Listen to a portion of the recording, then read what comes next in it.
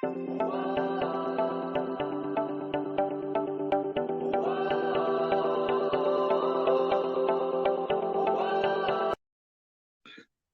morning, everybody. It's your boy D Max. So let's talk about this.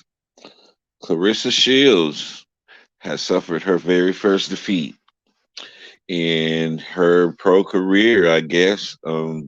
She's always been undefeated as far as I'm concerned. She's a gold medalist in the Olympics, and she suffered her first defeat against Abigail Montes. Now, Abigail Montes comes into this, this was an MMA battle. This wasn't a boxing match. So she comes into her, um, so Claressa comes into her second MMA fight. You know, she got a decisive victory under her belt. She came in with confidence and some things that she hasn't got a grasp of yet was exploited, and that's the ground game. Everybody knows that. Well, not everybody, but anybody that's in the sport of boxing or MMA knows that transitioning from one to the other is a task. I spoke about transitioning from MMA to boxing. I did this in a few months back when I was talking about it, but the transition from boxing to MMA is equally as hard because as a boxer coming into this environment, you have the added arsenal of kicks. You have elbows that can be used. You have knees that can be used. You have ground game that can be used. And this is where a lot of boxers will fall short is the ground game. And so anybody who's coming into the arena of MMA from boxing will definitely be benefited if they have a background in wrestling. Um, and so I doubt that Claressa had a background in wrestling. She told her story of how she picked up boxing as an interest that she shared with her father. And so, it kind of went from there. And it was exploited in this match. And Abigail Montes, salute to you for recognizing that weakness in her game and exploiting it to your benefit to win this match. Um, it started out, and it was how Claressa does. She came out standing, striking. She was striking pretty well. Abigail recognized that she didn't want to do this stand up exchange with her. And so she took her to the ground. And that's where things got kind of messy for Claressa because once she got to the ground and Abigail started to put her in different compromising positions, I think she panicked.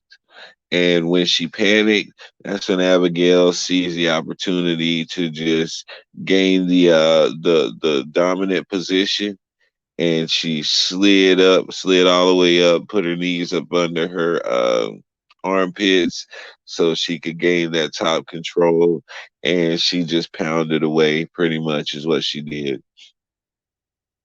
And Claressa got it back to the feet a couple of times and she threw a couple of nice shots, but ultimately Abigail found the formula and she just worked it. And she just took Claressa back down, got her back in compromising positions, and just started to pound her out. And that's the way, when you find those weaknesses, you got to go for it. It doesn't matter if they just started in the game. Hey, if that's a weakness, if that's going to give me an advantage, I'm taking it. I don't care. That's the name of the game. We're in here to fight. We're in here to win.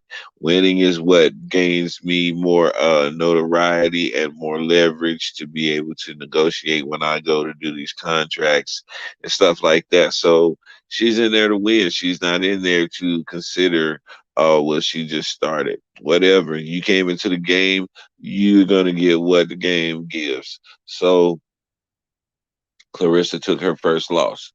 Now, the thing that really sparks my mind is this. Is this going to carry over into the fight that Clarissa has coming up in boxing? Because she does have a match coming up. I believe it's next month. We're going into November next month. So yeah, I believe it's November or December time frame. She has a fight that's coming up, actual boxing match. Now, is this loss going to carry over into that? This is very it's a very important question because if it does, which the psyche really doesn't determine or separate the loss from different sports. If you're a competitive person like Clarissa Shields is, then a loss is a loss and it's going to affect you mentally. Is going to begin to make you question whether this is something you want to do. It's going to make you have second thoughts on your game plan because it didn't work for you last time. Or it may just motivate her to become that much better in a ground game so that she don't get caught like that anymore. And that's what it's ultimately going to come down to. Whoever's been training her, you definitely need to focus on that ground game a whole lot more than the striking. She already has striking down. If you're wasting time with her on striking, then you are not a good trainer at all for this young lady. She needs somebody who's going to teach her groundwork, who's going to teach her how to do submissions and how to, more importantly, get out of submissions. Have a good day, babe. So this is what we're looking for with Clarissa Shields. We're not looking for her to stand up all the time because it's very obvious that if you stand up with her, you're not going to be much of a match if you don't have a background in boxing. That's no brainer.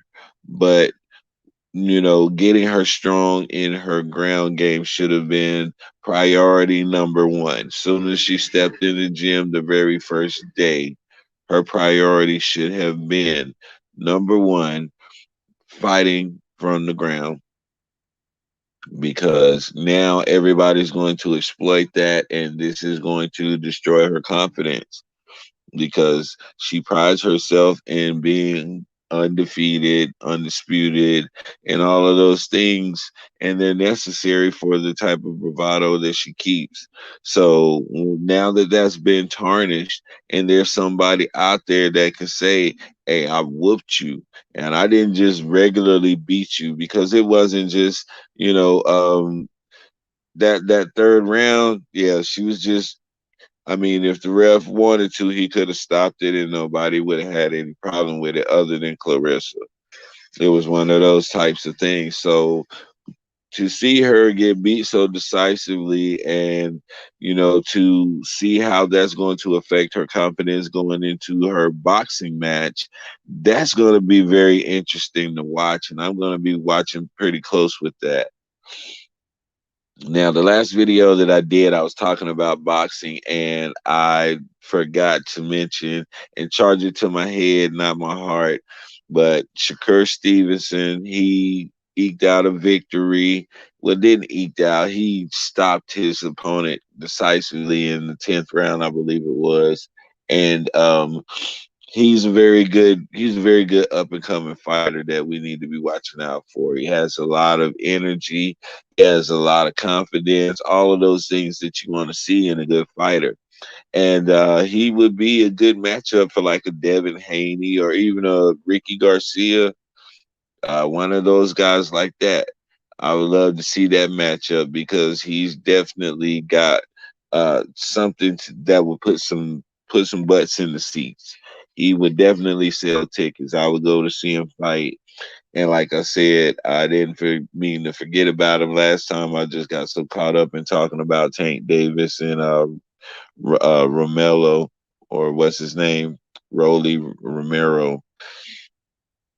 That's another person that is kind of, he bit off a little bit more than he could chew too early, is Rolly Romero with Tank Davis.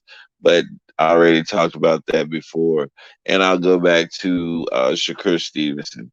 Him and Devin Haney, yeah, I would definitely want to see that matchup, see how they would match up against each other. They both have similar styles, with some minor differences. Haney's a little bit more calculated, and Shakur Stevenson is a little bit more of the Manny Pacquiao spring into action type guy. So I don't know. It'll be an interesting matchup to see those two. But Devin Haney's got his eyes on the prize. He's looking for guys like Tank Davis and um, what's my man named Yugas, the one who beat Pacquiao. Yugas. So there's some guys out there in those lightweight and flyweight divisions that can really be exciting to watch, and I'm interested in seeing Shakur Stevenson and Devin Haney. So I'm going on the record with that one right there. But back to my original story, Claressa Shields. Hey, sis, we all lose sometimes. You suffered your first loss, but I hope that don't discourage you and affect you going into your fight coming up, because I know it definitely can as a competitive person and just an all around athlete and wanting to be a winner at everything that you do. Whenever you suffer a loss, it's going to affect your psyche.